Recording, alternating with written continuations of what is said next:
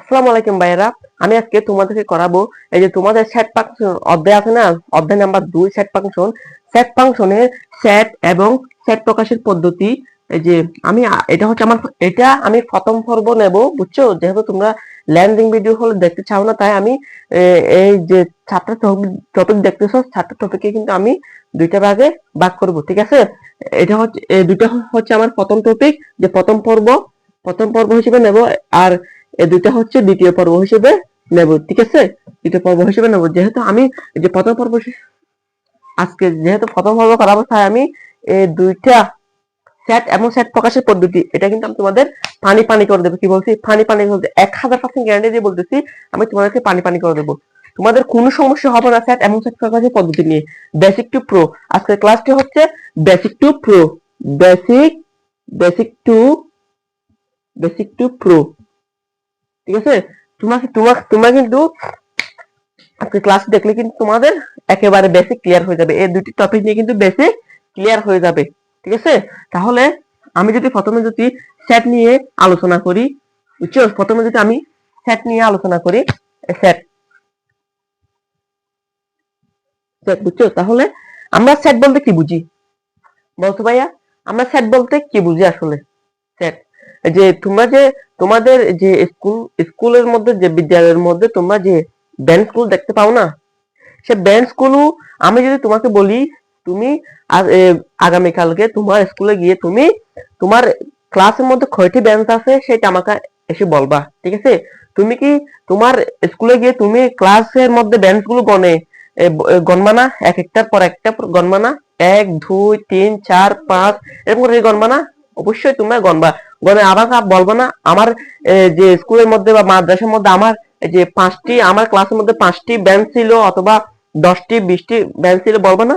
হ্যাঁ, তেমনি আমি যদি লিখি, ফর এক্সাম্পল, যদি আমি লিখি যে 1 2 3 4 5 6 7 ডট ডট ডট, এভাবে কিন্তু তোমাদের বিদ্যালয়ের মধ্যে যেমনি বেঞ্চ সাজানো থাকে তেমনি কিন্তু আমি সাজানো ভাবে লিখলাম, ঠিক আছে?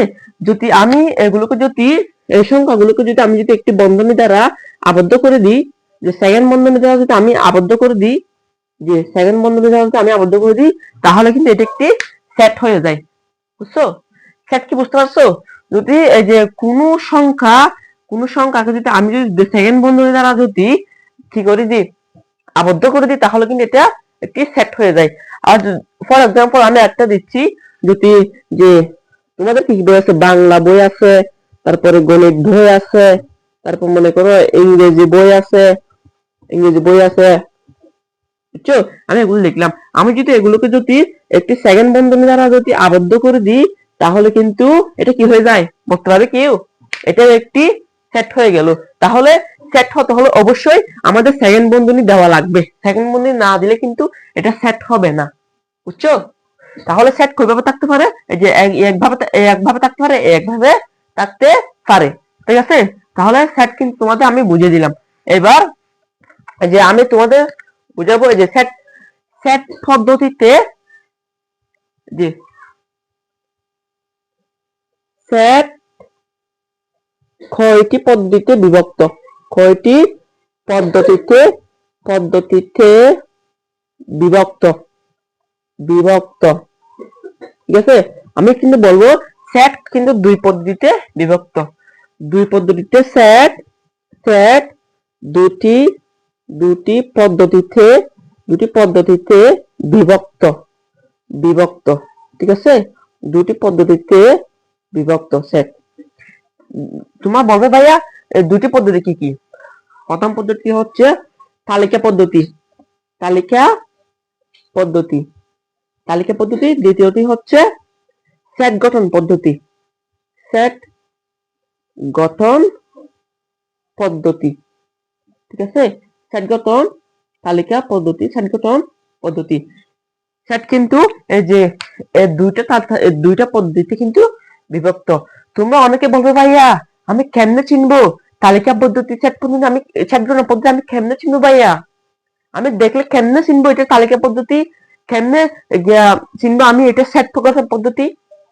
হ্যাঁ, তোমার জন্য আমি এক্সাম্পল দিতেছি, যে তালিকা পদ্ধতি চেনার উপায় হচ্ছে, দেখো এই যে যদি এই যে এরকম ভাবে থাকে 1 2 3 4 5 6, এগুলো কি স্বাভাবিক সংখ্যা না? এগুলো এগুলো সংখ্যা না? স্বাভাবিক সংখ্যা বাদ দাও, এগুলো কি কোনো সংখ্যা না? হ্যাঁ, এগুলো হচ্ছে সংখ্যা। এই যে যদি এরকম সেকেন্ড বন্ধনীর মধ্যে যদি এরকম কোনো সংখ্যা থাকে, শুধু সংখ্যা থাকে, কি বলছি? শুধু সংখ্যা, শুধু এই যে শুধু সংখ্যা থাকে, সেকেন্ড বন্ধনীর মধ্যে যদি শুধু সংখ্যা থাকে, তাহলে এগুলো হচ্ছে তালিকা পদ্ধতির সেট। বুঝছো? পানি কিনা? যদি সেকেন্ড বন্ধনীর মধ্যে যদি কোনো সংখ্যা থাকে, শুধুমাত্র সংখ্যা, শুধু সংখ্যা, অন্য কোনো কিছু থাকবে না, শুধু সংখ্যা যদি থাকে, তাহলে সেটা কি? এটা তালিকা পদ্ধতি একটি সেট। ঠিক আছে? এবার বলবো ভাইয়া সেট গঠন পদ্ধতি কেমনে চিনবো? বুঝছো?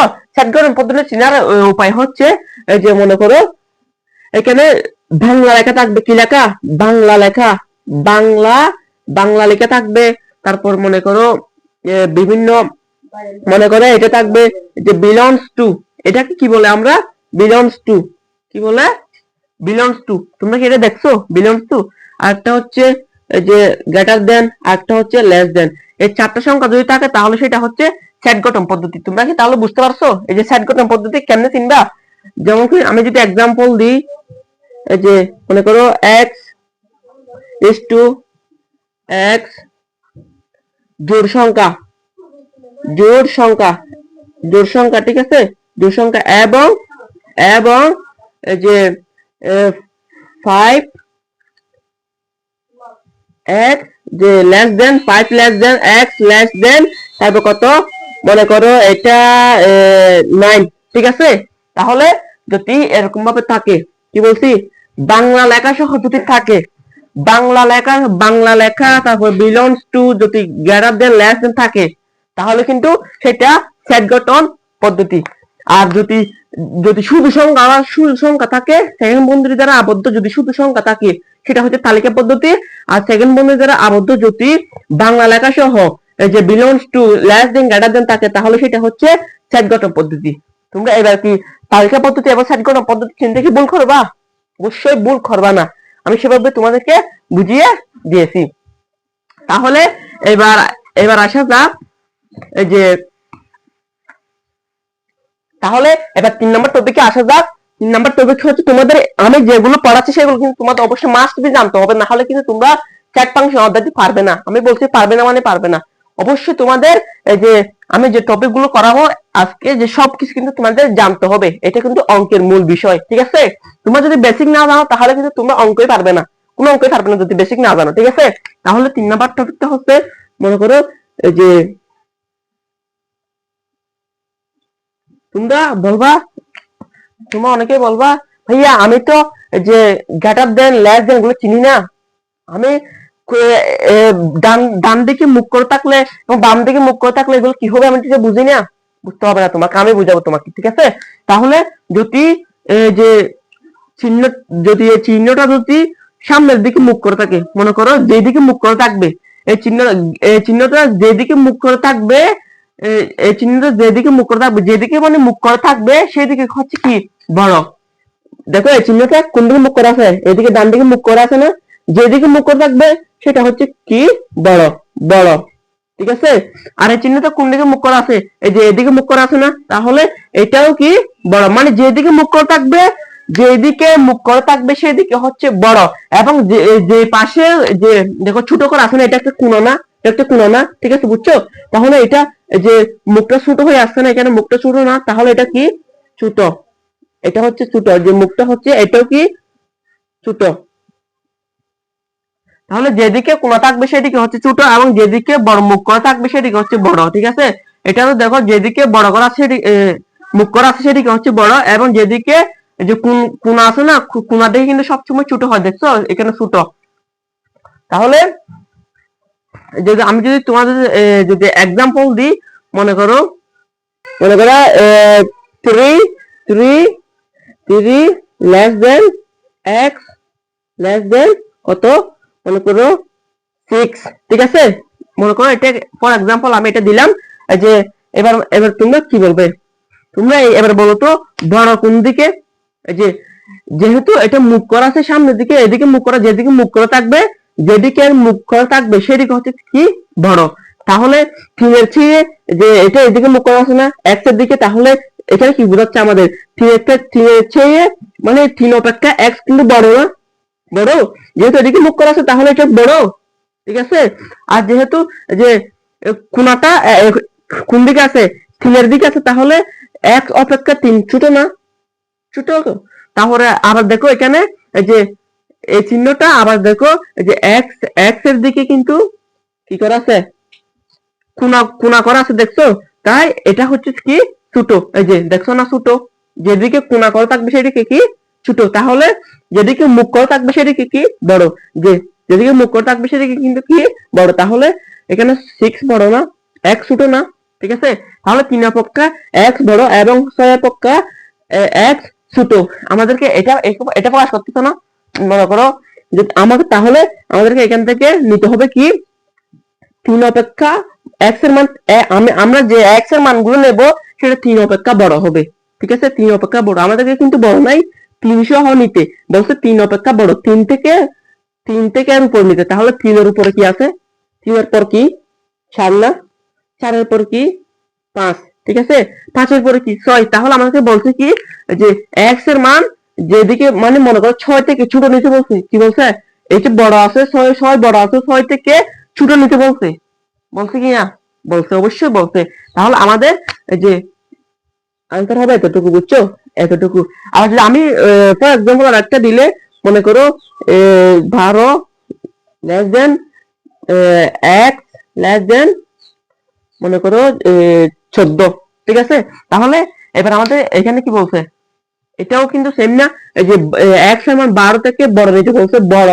যেহেতু এটা চিহ্নটা মুখটা এদিকে আছে, তাহলে সেটা আমাকে এক্স বড় নিতে বলছে। যেহেতু এটা ছোট, তাহলে এক্স এর মান এক্স এর মান এক্স এর মান 12 টাকা ছোট না, ঠিক আছে। তাহলে যেহেতু মুখটা এদিকে আছে, তাহলে এক্স এর চেয়ে যে 14টা বড়। যে যেহেতু কোণাটা এক্স এর দিকে আছে, তাহলে এক্স এর মান 14 থেকে ছোট হবে না। তাই আমি 12 পর কত নিতে পারি? মনে করো যে 12 পর 13, ঠিক আছে।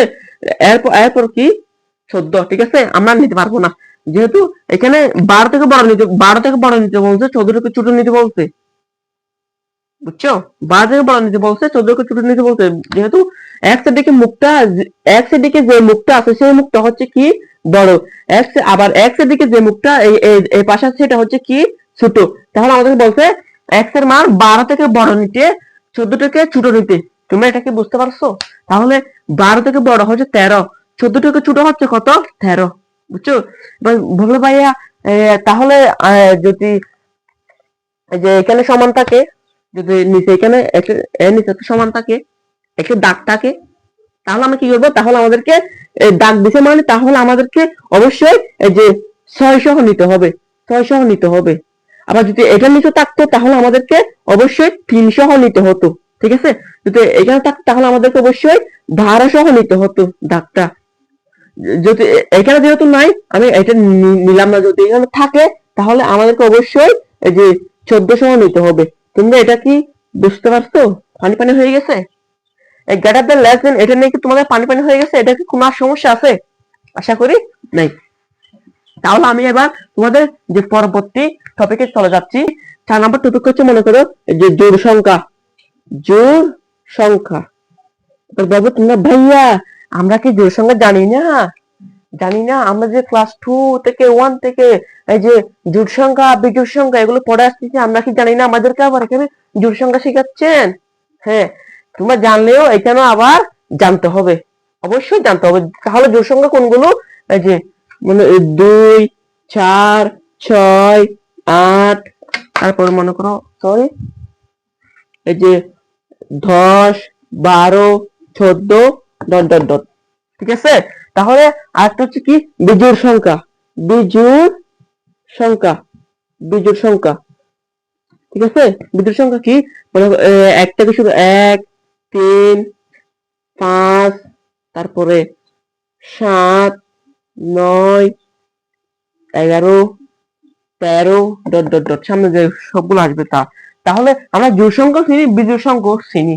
ঠিক আছে, তাহলে আমি এটা কেটে দিলাম। এইবার 5 নাম্বার টপিকে আমাদের জানতে হবে কি, 5 নাম্বার টপিকে আমাদের জানতে হবে টপিক সম্পর্কে মৌলিক সংখ্যা। কি বলছি? মৌলিক সংখ্যা। তোমরা অনেকে কিন্তু মৌলিক সংখ্যা মুখস্থ করো, মৌলিক সংখ্যা কি করো? মুখস্থ করো। আমি বলবো ভাইয়া মৌলিক সংখ্যা মুখস্থ করার জিনিস না, একটু টেকনিক জানতে হয়, বুঝো নাই? একটু টেকনিক জানতে হয়। মৌলিক সংখ্যা এখানে মুখস্থ করার কিছু নাই, মৌলিক সংখ্যা মুখস্থ করার কিছু নাই, শুধুমাত্র কিছু টেকনিক জানতে হয়। টেকনিক জানলে মৌলিক সংখ্যা মুখস্থ করা লাগে না। অনেকে কিন্তু মুখস্থ করে ফেলো, মুখস্থ করতে হবে না, এগুলো ভুলে যাওয়া মুখস্থ করলে। সব সময় মনে রাখবা দুই ব্যতীত, কি বলছি? দুই ব্যতীত যে সকল সংখ্যা রয়েছে, যে সকল সংখ্যা রয়েছে সে সকল যে সকল সংখ্যাকে গুণ করে মেলানো যায় না। কি বলছি? গুণ করে মেলানো যায় না। দুই ব্যতীত যে সংখ্যাকে গুণ করে মেলানো যায় না সেই সংখ্যাকে কি বলে? মৌলিক সংখ্যা বলে। এটা মাথায় সেট করো না, মাথায় সেট করো না, বুঝছো? তাহলে মৌলিক সংখ্যা দুই ব্যতীত, তাহলে দুই নিতে হবে আমাদের, দুই নিতে হবে। দুই ব্যতীত মানে কি বলছি? দুই নিতেই হবে আমাদেরকে, মৌলিক সংখ্যার মধ্যে দুই নিতেই হবে। ঠিক আছে, এটা কি তুমি বুঝতে পারছো? দুই ব্যতীত। তারপরে কি আছে মনে করো মৌলিক সংখ্যা, এরপরে কি আছে ভাইয়া? এই যে দুইয়ের পরে আমরা কি নিতে পারি? আমি কি বলছি? যে সব সংখ্যাকে তোমরা গুণ করে মেলাতে পারবে না সেই সকল সংখ্যা হচ্ছে কি মৌলিক সংখ্যা। যেমন কি আমি মনে করি তিন, তিন তিন কি তুমি গুণ করে মেলাতে পারবে? বলো, তুমি কি তিন কি গুণ করে মেলাতে পারবে? যদি দশমিক আসে, যদি দশমিক দশমিক আসে তাহলে হবে না, দশমিক ছাড়া গুণ করে মেলাতে হবে। পারবে? তিনকে গুণ করে মেলাতে পারবে? তুমি কি চারকে চারকে গুণ করে মেলাতে পারবে? অবশ্যই পারবে। কেন পারবে? দুই দুগুণে 4। এখানে কি কোন দশমিক আসছে? নাই। তাহলে তুমি কি তিনকে মেলাতে পারবে? অবশ্যই পারবে। এই যে 1.5 ইন্টু 1.5 গুণ করো, গুণ করলে কি তিন তিন আসে না? আসে। তাহলে দশমিক আসতে পারবে না, দশমিক আসতে পারবে না। তাই যেগুলো গুণ করলে দশমিক আসে সেগুলো হচ্ছে কি মৌলিক সংখ্যা। মানে এক কথায় মনে রাখবে, যেগুলোকে গুণ করলে মেলানো যায় না সেগুলো হচ্ছে কি মৌলিক সংখ্যা। যেমন 3, যেমন আর মনে করো 5, তারপর মনে করো 7, তারপর মনে করো 9 কে তো আমরা মিলাতে পারি, 3 তারিখা 9, তারপর মনে করো 11, তারপরে মনে করো 13 ডট ডট ডট সামনে যতগুলো আসবে সেরকম করে সবগুলো হচ্ছে আমাদের কি মৌলিক সংখ্যা। আমি যদি তোমাদের আরো লিখে দিই তোমাদের সুবিধার্থে, মনে করো 15, আমরা তো 15 কে মিলাতে পারি, 3 5 15 মিলাতে পারি। তোমরা কি জানো যে বিজোড় সংখ্যা ভাইবো না, যেগুলো মিলাতে পারবো বিজোড় সংখ্যার মধ্যে কিন্তু আমরা মিলাতে পারতেছি। মনে করো 9 একটা বিজোড় সংখ্যা না, তাহলে আমরা সেটা কেন মিলাতে পারতেছি? 3 তারিখের না, 3 তারিখে 9। ঠিক আছে, তাহলে আমরা যেগুলো মেলাতে পারবো সেগুলো হচ্ছে কি সংখ্যা? না, যেগুলো মেলাতে পারবো না সেগুলো হচ্ছে কি মৌলিক সংখ্যা। তাহলে এরপরে কি আসছে? মনে করো 17, 19, আমরা 21 মিলাতে পারবো। ঠিক আছে, 21 মিলাতে পারবো। ঠিক আছে, তাহলে মনে করো 23, আমরা এই যে ডট ডট সামনে যতগুলো আসবে মনে করো এইভাবে, যেগুলো গুণ করে মিলাতে পারবো না সেগুলো হচ্ছে কি মৌলিক সংখ্যা। পানি পানি মৌলিক সংখ্যা নিয়ে আর কোনো সমস্যা হবে? আশা করি তোমাদের মৌলিক সংখ্যা নিয়ে আর কোনো সমস্যা হবে না।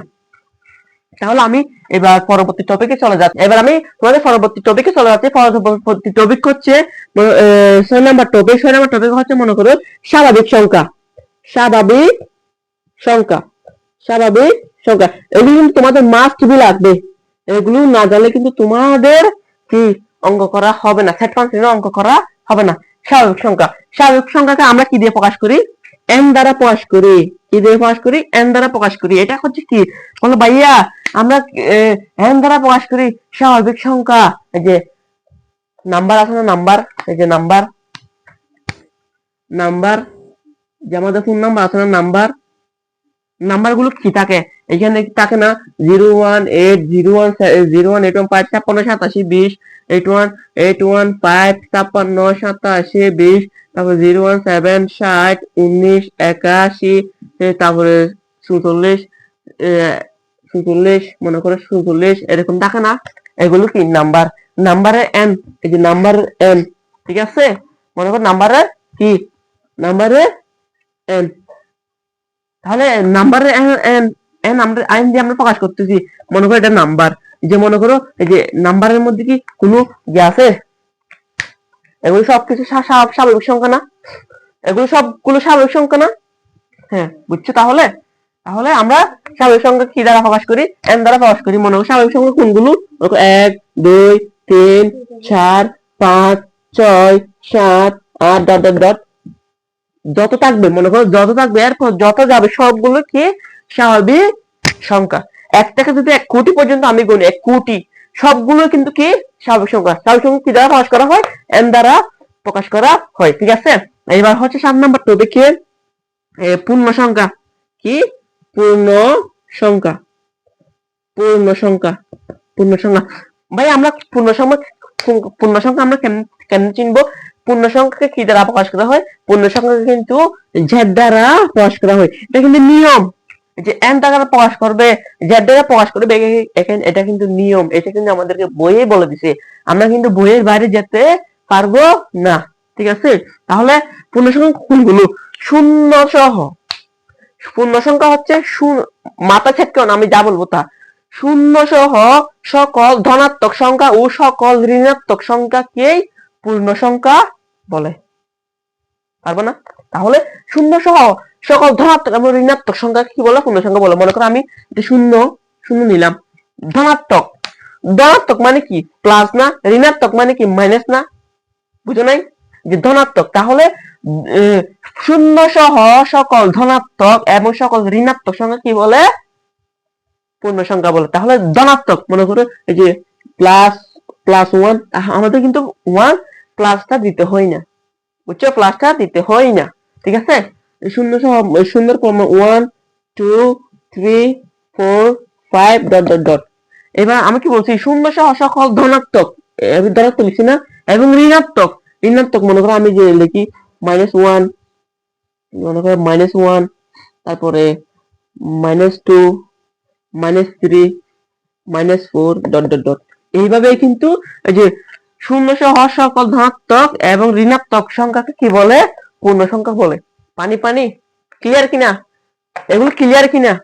এবার আমার পরবর্তী টপিকটা হচ্ছে এই যে 8 নম্বরে, আমার 9 নম্বরে আমার টপিকটা হচ্ছে গুণিতক। গুণিতক। আরেকটা হচ্ছে 10 নম্বর আমার টপিকটা হচ্ছে গুণনীয়ক। গুণনীয়ক। তাহলে তোমরা বলবে ভাইয়া গুণিতক এবং গুণনীয়ক তো আমরা ভুলে যাই, ওলট পালট করে ফেলি। ভাইয়া বললে চলবে না, আমি বুঝে দেব, তোমরা আর ভুলবা না। ঠিক আছে, গুণিতক এবং গুণনীয়কের মধ্যে কিন্তু ডিফারেন্স আছে। ফর এক্সাম্পল, এই যে গুণিতক হচ্ছে কোনগুলো? এই যে গুণিতক নামের মধ্যে কিন্তু আছে গুণিতক। আমরা যেগুলো নামাতা গুণি, যে নামাতা গুণান। গুণিতক মানে কি? নামাতা গুণা। দিলে তুমি মনে রাখবা, শর্টকাট থেকে মনে রাখবা, নামাতা গুণা। নামাতা গুণা। যে গুণিতক মানে কি? নামাতা গুণা। আমাদের নামাতা গুণি না আমরা? মনে করো 2 এর নামাতা 2 একে 2, 2 একে 2, 2 দুগুণে 4, 3 দুগুণে 6, 4 দুগুণে 8, 5 দুগুণে 10, 6 দুগুণে 12। যে আমরা এভাবে গুনতে থাকি না? এই যে আমরা যে নামাতা গুণ গুনছি এখানে, এগুলোকে বলে কি? গুণিতক। বুঝছো কি ভাইয়া? এগুলোকে বলে গুণিতক। তাহলে বলো ভাইয়া গুণনীয়ক কি? গুণনীয়ক হচ্ছে, মনে করো আমি এই যে মনে করো 25, 25 এর গুণনীয়ক কি? মানে গুণিতক। গুণনীয়ক মানে বলতে কি বুঝছো? গুণনীয়ক মানে হচ্ছে তুমি যে সংখ্যাগুলোকে গুণ করে 25 মিলাইতে পারবা। যে স্বাভাবিক সংখ্যাকে তুমি গুণ করে কি 25 মেলাতে পারবা, সেগুলো হচ্ছে কি? 25 গুণনীয়ক। কি বলছি বুঝছো? মনে করো আমি 25কে যদি মেলাতে চাই, তাহলে মনে করো এই যে আমি 1 দ্বারা যদি 25কে মেলাতে চাই, এই যে 25 একে 25, যদি আমি আবার 2 দ্বারা মেলাতে চাই পারবো না, 3 দ্বারা পারবো না, 4 দ্বারা পারবো না, 5 দ্বারা 5 5 25। এই যে 5 গুণ 5, 5 5 25। এই যে পাইছি না? আচ্ছা, আমি কি আর কোন সংখ্যা মিলাতে পারবো? 6 দ্বারা মিলাতে পারবো? 6 36 7 7 49। আমি যদি মিলাতে পারতেছি 8 64 9 81 10 10 100। আমি কি আর 25কে আর কোনোভাবে মিলাতে পারতেছি? দুটি সংখ্যা দ্বারা গুণ করে কি যে যে কোনো দুটি স্বাভাবিক সংখ্যা দ্বারা আমি গুণ করে কি 25 মিলাতে পারতেছি? জি না, আমি পারতেছি না, আমি এতটুকু পাচ্ছি। তাহলে এই যে আমি যে সংখ্যা দ্বারা মিলাতে পারছি সেগুলি হচ্ছে আমার গুণনীয়। কি বলছি? সেগুলো হচ্ছে আমার গুণনীয়ক। তাহলে 25 এর গুণনীয়ক কোনটা কোনটা? এখানে এই যে 1, 25, দুটা থেকে আমি একটা নিলাম। এগুলো হচ্ছে 25 এর কি গুণনীয়ক। তোমরা কি বুঝতে পারছো? এগুলো হচ্ছে 25 এর গুণনীয়ক। এগুলো এখানে ব্র্যাকেট দেওয়ার দরকার নাই। এখানে এই যে 1, এগুলো হচ্ছে 25 এর গুণনীয়ক। তাহলে কি ভাইয়া তোমাদের কাছে গুণিতক এবং গুণনীয়ক পানি পানি 100% পানি পানি হয়ে গেছে কিনা? 100% না, 1000% পানি পানি হয়ে গেছে কিনা? তোমরা কি এগুলো কি বলবা? বলবা কি? বলিও না। তাহলে আমার এই যে সেট ফাংশন নিয়ে যে পরবর্তী টপিক যেগুলো আছে সেগুলো যদি তোমরা পেতে চাও, বেসিক থেকে যদি তোমরা প্রো হতে চাও, বুঝছো? বেসিক থেকে যদি তোমরা প্রো হতে চাও, বেসিক থেকে যদি তোমরা যে বেসিক টু প্রো, বেসিক থেকে যদি তোমরা প্রো হতে চাও তাহলে কিন্তু আমাদের এই যে YouTube channel easy learning, YouTube channel easy easy learning, easy learning JS, এই যে এটা সার্চ করো। তুমি যদি ফেসবুক থেকে দেখে থাকো তাহলে ইউটিউবে গিয়ে এটা সার্চ করো, সার্চ করলে কিন্তু আমাদের ইজি লার্নিং চ্যানেলটি পেয়ে যাবা। আর যে ইউটিউব থেকে দেখে থাকো তাহলে কিন্তু আমাদের এই যে ফেসবুক, এটা হচ্ছে কি ইউটিউব, ঠিক আছে? যে ফেসবুক হচ্ছে আমাদের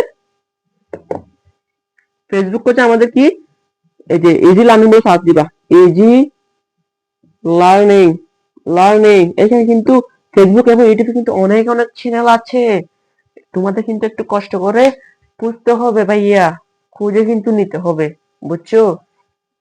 তাহলে এই যে ইউটিউব চ্যানেল কিন্তু সাবস্ক্রাইব করবা এবং ফেসবুক কিন্তু ফলো করবা, বুঝছো? ফলো করবা কিনা? 100% করবা। যদি তোমরা এই যে সহজভাবে বেসিক থেকে প্রো হতে চাও তাহলে কিন্তু তোমরা অবশ্যই কি করবা? ইউটিউব চ্যানেল সাবস্ক্রাইব করবা এবং ফেসবুক চ্যানেল, ফেসবুক পেজ কি করবা? ফলো করবা। ধন্যবাদ, দেখা হচ্ছে পরবর্তী কোন ভিডিওতে। সেই পর্যন্ত তোমরা ভালো থাকো, সুস্থ থাকো। ধন্যবাদ তোমাদের।